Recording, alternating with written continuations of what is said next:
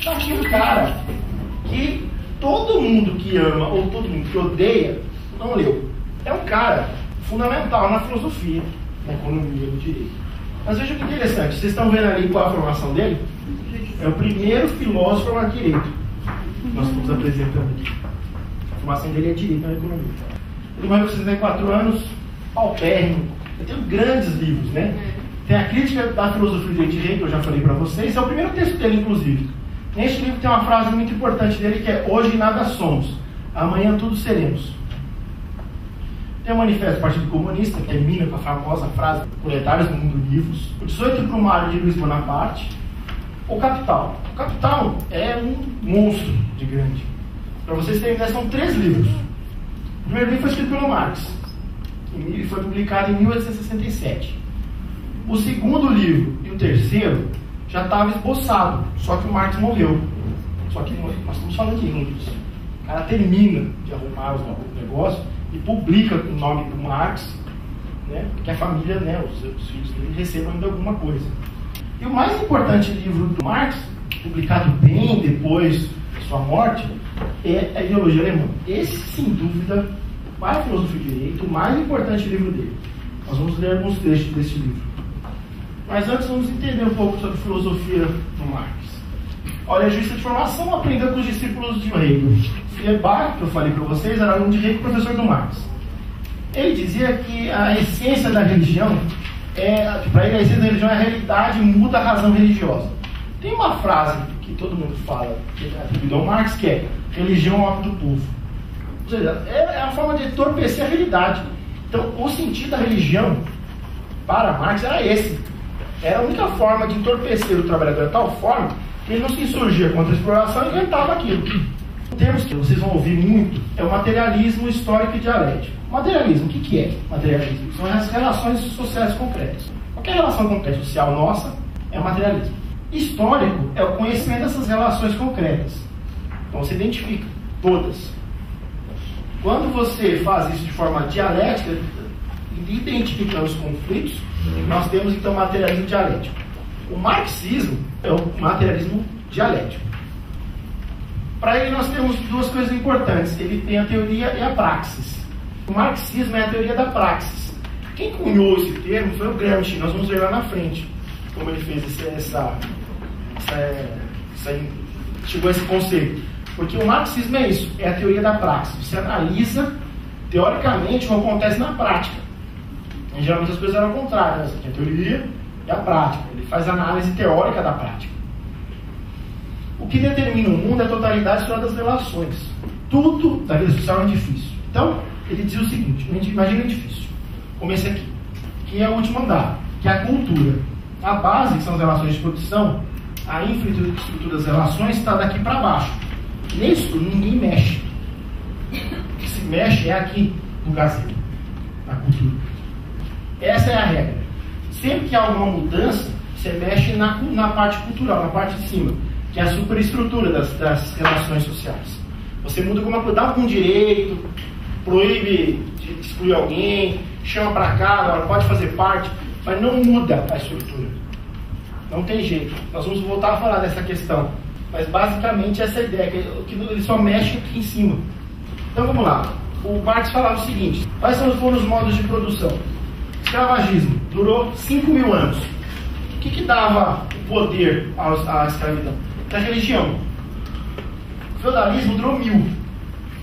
Quem que dava a estrutura? Quem mantinha a estrutura feudal? Religião, a igreja que era poderosa. O capitalismo está durando já 500 anos, mais ou menos. É o Estado. Lembra de Montesquieu tirando Deus do trono, colocando a lei?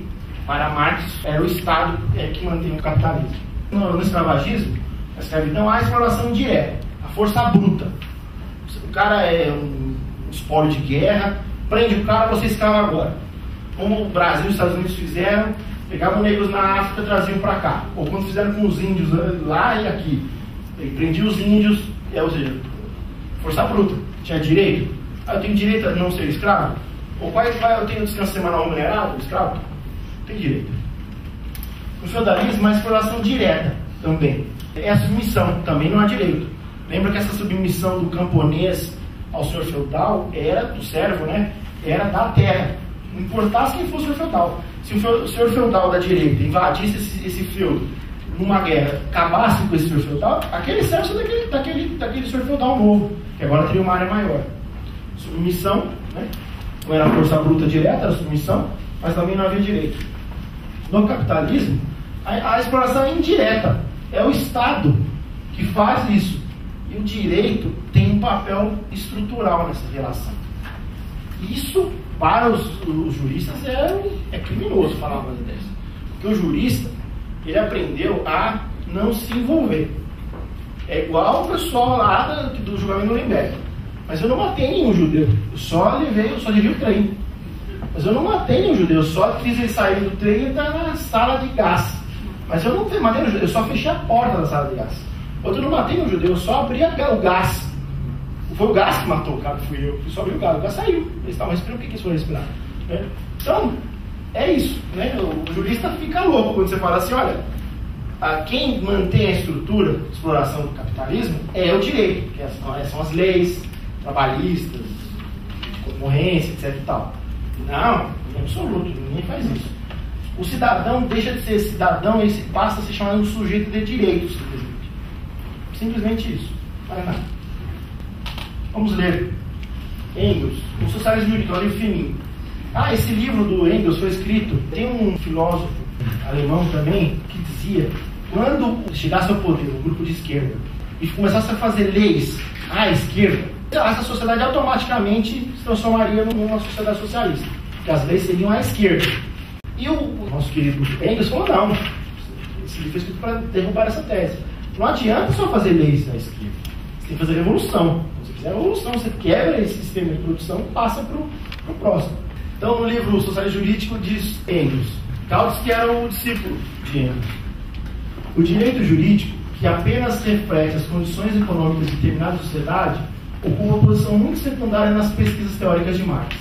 Ao contrário, aparece em primeiro plano a legitimidade histórica, as situações específicas, os modos de apropriação, as classes sociais de determinadas épocas, cujo exame interessa fundamentalmente aos que veem na história em desenvolvimento contínuo, apesar de frequentemente contraditório, e não um simples caos de loucura e brutalidade como se via, no século XVIII. O Marx tinha um olhar muito criterioso sobre o direito jurídico, que ele chama de sistema jurídico, direito jurídico. Não ficava só nas questões econômicas. Aqui já é o Marx. Como o Estado é a forma na qual os indivíduos de uma classe dominante fazem valer seus interesses comuns e que sintetiza a sociedade civil inteira de uma época, segue-se que todas as instituições coletivas são mediadas pelo Estado, adquirem por meio dele uma forma política. Daí a ilusão como se a lei se baseasse na vontade, e mais ainda, na vontade separada de uma base real, de vontade livre. Do mesmo, o direito é reduzido novamente à lei. O direito privado se desenvolve simultaneamente com a propriedade privada, a partir da dissolução da comunidade natural. Entre os romanos, o desenvolvimento da propriedade privada e do direito privado não gerou consequências industriais e comerciais, pois o seu modo de produção inteiro manteve-se o mesmo. Lembra que os grandes institutos do direito civil, eu tive direito romano na faculdade, você tinha que estudar direito romano, tinha várias aquelas máximas jurídicas em latim para falar do direito, condição sine qua non, condição sem a qual você não consegue determinar direito. Tinha vários, que chama também de brocardos jurídicos. Então, mas veja, que o desenvolvimento do direito civil em Roma não gerou consequências no modo de produção, porque eles continuaram escravagistas. Perfeito? É isso que ele está querendo dizer aqui. Entre os povos modernos, em que a comunidade feudal foi dissolvida pela indústria e pelo comércio, o nascimento da propriedade privada e do direito privado deu início a uma nova fase, suscetível de desenvolvimento ulterior. Amalfi, a primeira cidade que na Idade Média praticou um extenso comércio marítimo, formulou também o direito marítimo. Tão logo a indústria e o comércio desenvolveram a propriedade privada, primeiro na Itália e mais tarde em outros países, o desenvolvido direito privado romano foi imediatamente readotado e elevado à posição de autoridade. Quando o Império Romano caiu, o direito romano sumiu. Voltou agora. Quem resgatou o direito romano foram os iluministas. No direito privado, as relações de propriedade existentes são declaradas como resultado da vontade geral. Essa ilusão jurídica, que reduz o direito à mera vontade, resulta necessariamente no desenvolvimento ulterior das relações de propriedade, no fato de que alguém pode ter o título jurídico de uma coisa sem ter a coisa realmente. A partir desta mesma ilusão dos juristas, explica-se que para eles e para todos os códigos em geral, seja algo acidental que os indivíduos estabeleçam relações uns com os outros. Contraste, por exemplo, que essas relações sejam consideradas como relações que podem ser estabelecidas ou não a depender da vontade, e cujo conteúdo repousa inteiramente sobre o arbítrio individual dos contratantes. Veja, ele fala em ficção jurídica. Quem aqui tem a casa própria sabe que você precisa ter a casa própria. Primeiro você tem uma escritura pública. Não é o documento da tua casa. Quem é formado de direito aqui, já deve ter avisado para vários parentes que escritura não te garante nada. Né? O que garante é o registro. Né? Então, se basta a escritura, você tem que registrar a escritura.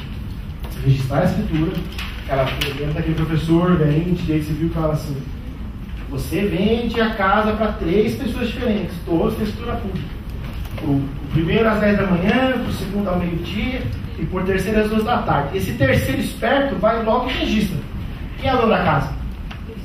O terceiro. O que os outros conseguem no máximo? Entrar com ações para receber o dinheiro que pagaram de quem vendeu. Mas o dono da casa é o que comprou por último, mas se for esperto, registra logo. Então, mas o que é que diz que você é dono de alguma coisa? Papel. Mas um trecho de ideologia alemã: sempre que, por meio do desenvolvimento da indústria e do comércio, surgiram novas formas de intercâmbio, por exemplo, companhia de seguros, etc., o direito foi a cada vez obrigado a admiti-las entre os modos de adquirir propriedade. As seguradoras são a coisa mais importante do mercado financeiro. Elas são os investidores institucionais. Elas têm uma parte do patrimônio delas tem que ser obrigatoriamente utilizado em compra de imóveis e para ser usado nas bolsas, tanto de valores quanto de mercadorias e futuros. Então, eles são grandes investidores institucionais. Seguradora quebra banco. Você viu o tamanho da força que uma seguradora tem. O banco Lloyds, em inglês, quebrou, acho que 90 e pouco lá, não lembro organizado, quando teve aquele terremoto gigantesco em Kobe, no Japão. Os direitos humanos distinguem-se como tais como os direitos do cidadão, dos direitos civis. Qual o homem que aqui se distingue do cidadão? Simplesmente um membro da sociedade burguesa. Por que se chama membro da sociedade burguesa de homem? Homem por antonomasia. E dá a seus direitos o nome de direitos humanos. Como explicar o fato? Pelas relações entre o Estado político e a sociedade burguesa, pela essência da emancipação política. Registremos, antes de mais nada, o fato de que os chamados direitos humanos, os direitos do homem, ao contrário dos direitos do cidadão, nada mais são do que direitos do membro da sociedade burguesa, isto é, do homem egoísta, do homem separado do homem e da comunidade. Veja que isso está dito no livro chamado Sobre a Questão Judaica. Karl Marx era judeu. Então veja que ele faz essa diferença. Desde quando nós agora não temos mais só direitos naturais, agora nós temos direitos humanos e direitos do cidadão. Você percebe que até o indivíduo também agora tem 2? Demonstrou-se como o reconhecimento dos direitos humanos por parte do Estado moderno tem o mesmo sentido que o reconhecimento da escravatura pelo Estado antigo. Com efeito, assim como o Estado antigo tinha por fundamento natural a escravidão, o Estado moderno tem como base natural a sociedade burguesa e o homem da sociedade burguesa. Quer dizer, o homem independente, entrelaçado com o homem apenas pelo vínculo do interesse privado e da necessidade natural inconsciente. O escravo do trabalho lucrativo e da necessidade egoísta, tanto da própria quanto da alheia. O Estado moderno reconhece essa sua base natural, enquanto tal, nos direitos gerais do homem, mas não os criou, sendo como é o produto da sociedade burguesa, impulsionada pelo seu próprio desenvolvimento, até mais além dos velhos vínculos políticos, ele mesmo reconhece, por sua vez, seu próprio local de nascimento e sua própria base mediante a proclamação dos direitos humanos. Portanto, a emancipação política dos judeus e a concessão a estes dos direitos humanos constitui um ato mutuamente condicionante. Nesse livro, Marx diz que os judeus compraram o reconhecimento. Quantos bancos são dos judeus? Aqui no Brasil, um dos maiores bancos brasileiros é de judeus, o Safra. Então, aqui ele faz uma crítica nesse sentido, que houve uma compra de reconhecimento Eles dominavam dominam do mercado financeiro. Não é com seus pés que as mercadorias vão ao mercado, nem se trocam por decisão própria. Temos, portanto, de procurar seus responsáveis, seus donos. As mercadorias são coisas, portanto, inertes diante do homem. Se não é dócil, pode o homem empregar a força, em outras palavras, apoderar-se dela. Para relacionar essas coisas umas com as outras como mercadorias, tem seus responsáveis de comportar-se reciprocamente como pessoas cuja vontade reside nessas coisas, de modo que um só se aposta a mercadoria do outro, alienando a sua, mediante o consentimento do outro, através, portanto, de um ato voluntário comum. É necessário, por isso, que reconheça um no outro a qualidade de proprietário privado. Essa relação de direito, que tem o contrato por forma, legalmente desenvolvida ou não, é uma relação de vontade, em que se reflete a relação econômica. O conteúdo da relação jurídica ou da vontade é dado pela própria relação econômica. As pessoas aqui só existem reciprocamente na função de representantes de mercadorias e, portanto, de donos de mercadorias. No curso de nossa investigação, veremos, em geral, que os papéis econômicos desempenhados pelas pessoas constituem apenas personificação das relações econômicas que elas representam ao se confrontarem. Tem lá o cara que planta coco, aí ele colhe aquele monte de coco. Apareceu essa semana, acho que foi a Band News FM, semana passada, estava fazendo índices do verão. Então, que o coco na praia de Copacabana estava R$10, R$8, que no Guarujá estava 10, que em Fortaleza estava 4 e tal, fez uma cotação. Aí eles foram entrevistar o cara que traz o coco. Ele compra o coco a 30 centavos, o coco. Aí, óbvio, ele gasta, ele enche um caminhão de coco e vem para cá. Né? E aí, aqui ele é vendido a 10, já ganha uma grana em cima. Veja, quem compra, ele pegou o coco, ele ter comprado de alguém lá o coco, que plantou o coco efetivamente, o cara fez o trabalho de plantar o coco. Esse do caminhoneiro compra por 30 centavos, traz o coco para São Paulo, vem no CEAGESP, talvez a R$1, R$1,50, aí o coco vai parar na praia e a avenida desce. Olha aqui, o cara que vende o coco, o caminhoneiro, ele é o dono do coco, então tô a grana que dá o coco, o coco é mil, ele tem coco para cá. Quando o cara para o caminho lá no CEAGESP, quem lá vai chegar lá, um feirante, um restaurante, um barraqueiro lá de Santos, enfim, não sei, vai comprar aquele coco do caminhoneiro, ele já entende, ele reconhece que o dono do coco é o cara do caminhão. A gente já entra nas relações econômicas, quem compra e quem vende, mutuamente se reconhecendo. O vendedor reconhece você como comprador que você tem dinheiro.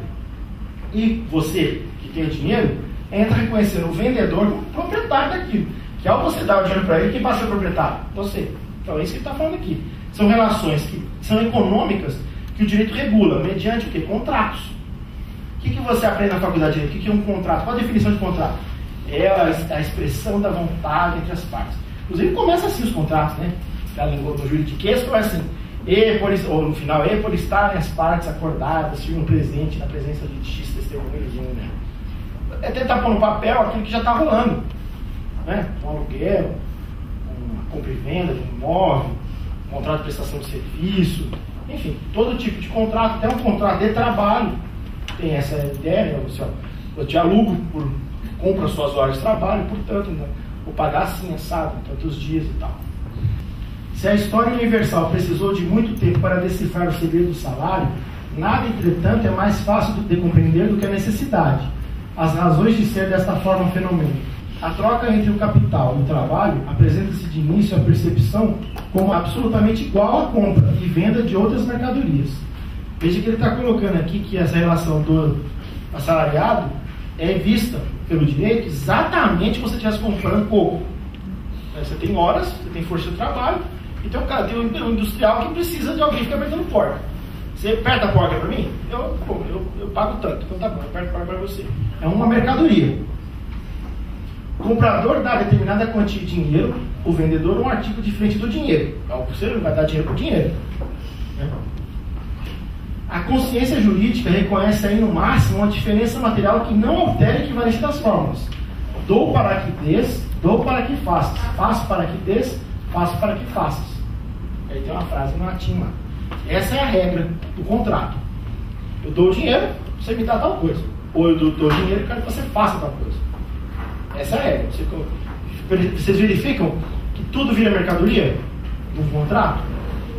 A esfera que estamos abandonando da circulação da troca de mercadorias, dentro da qual opera a compra e a venda da força do trabalho, é realmente o verdadeiro paraíso dos direitos inatos do homem. Só reinam aí liberdade, igualdade, prosperidade e Bentham. Bentham aqui é o filósofo do utilitarismo. Você mata uma cidade porque vai sair uma doença de lá, tipo aqueles filmes apocalípticos com zumbis. O que eles fazem geralmente naqueles filmes? Cerca a cidade, joga uma bomba lá. Mas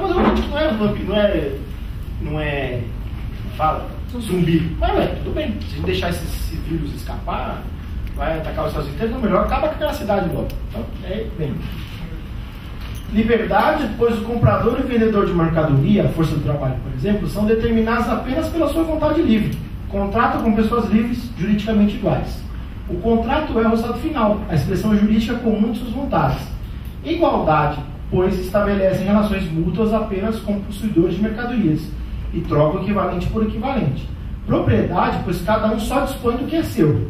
Bentham, pois cada um dos dois só cuida de si mesmo. A única força que os junta e os relaciona é a do proveito próprio, da vantagem individual e dos interesses privados. Por que as pessoas fazem contratos? Porque elas têm interesse.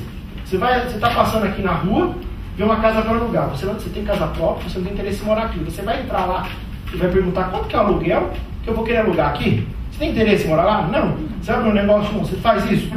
Ninguém faz nenhum tipo de contrato se não houver interesse. Você fará o contrato se houver interesse. Quando você tem interesse e faz o contrato, vem o direito e regula esse contrato. A forma de fazer o contrato. Uma das duas partes não cumpre o contrato, o que acontece? Sanção. Nem o direito e põe na casa. Então aí o juiz tem que decidir. Por que você não pagou no tempo hábil? Tinha problema, etc e tal. Então vamos pagar e tal. Ele pagou, você não entregou. Vocês nunca ouviram falar aqui que a pessoa foi lá, montou a cozinha inteira, pagou lá em 20 cheques, naquelas planejados lá, e entregaram rapidinho. Quando demora 3 meses para entregar, entrega mesmo. Aí você tem que ir no juizado, você não tem advogado, né? O que o juiz vai perguntar? Por que não foi entregue? Você falou que entregar. Vocês receberam, inclusive, debitando lá os cheques nos tempos certos, por que vocês não compram? Então está sempre o direito tutelando essa relação de propriedade. Alguém comprando, alguém vendendo. Seja mercadorias, em geral, seja o trabalho. Perfeito? É isso que ele está identificando. A equidade das transações efetuadas entre os agentes da produção repousa na circunstância de decorrerem elas naturalmente das relações de produção. As formas jurídicas em que essas transações econômicas aparecem, atos de vontade das partes, expressões de vontade comum, contratos com força de lei entre as partes, não podem, como puras formas, determinar o próprio conteúdo. Limitam-se a dar expressão. Esse conteúdo é justo quando corresponde, é adequado ao modo de produção. Injusto quando contraria. No sistema capitalista, a escravatura é injusta, do mesmo modo que a fraude na qualidade da mercadoria. Agora vamos voltar aos bancos escolares. Vocês lembram da professora, sei lá, Maricota, professora de História, pela primeira vez, e falar do fim da escravidão no Brasil? Qual é a justificativa? A Inglaterra fez de tudo para que o Brasil acabasse a escravidão, porque tinha que aumentar o comércio, né? Ela queria mais compradores, porque os caras não compram, então não podia comprar. A Inglaterra, a Revolução Industrial, estava querendo vender, produzia horrores. Alguma mais fala assim, nós temos que acabar a escravidão porque isso é um absurdo, um ser humano ser escravizado? Não. Nós queremos consumidores. Então, a ideia do mercantilismo, que a gente só fala o fim do feudalismo, né? Também tinha bastante escravo naquela época. O que leva ao fim da escravidão? Não é o fato de se estar escravizando seres humanos, mas que sim a necessidade de ter novos no mercado consumidor.